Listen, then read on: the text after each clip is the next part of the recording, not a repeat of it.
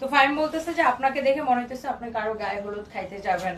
আর আমার জামাই আমাকে এই শাড়িটা পরে দেখে বলতেছে যে তোমার হচ্ছে যে এখন ঘুরতে যাওয়া উচিত। মানে আমার জামাই বলছে এটা হচ্ছে ঘুরতে যাওয়ার শাড়ি, বুঝছো? তো এই শাড়িটা অনেক বেশি সুন্দর, একদম অরিজিনাল ইন্ডিয়ানটা। কারো যদি এটা ভালো লাগে just go for this one. আমি এই শাড়ির প্রত্যেকটা কালার আপু আপনাদেরকে দেখাই দিব, একটা থেকে একটা বেশি সুন্দর। আর শাড়িটা পরলে আপু এত বেশি নাইস লাগবে, ট্রাস্ট মি। অনেক বিউটিফুল একটা শাড়ি। এটার সাথে আপনি ব্লাউজ পিস পাবেন, বাট আমি ব্ল্যাক কালারের ব্লাউজ দিয়ে পরেছি। বাট আপনি এটা যেই কালারের মানে আপনি এটার সাথে ব্লাউজ পিস পাবেন, ব্লাউজ মেক করে পরতে পারবেন। অনেক সুন্দর। ওয়াও, তোমাকে এই শাড়িটা জটিল এবং কঠিন লাগছে, নাইস লাগতেছে। কে লিখেছেন? এমডি শামসু, আচ্ছা, থ্যাংক ইউ সো মাচ।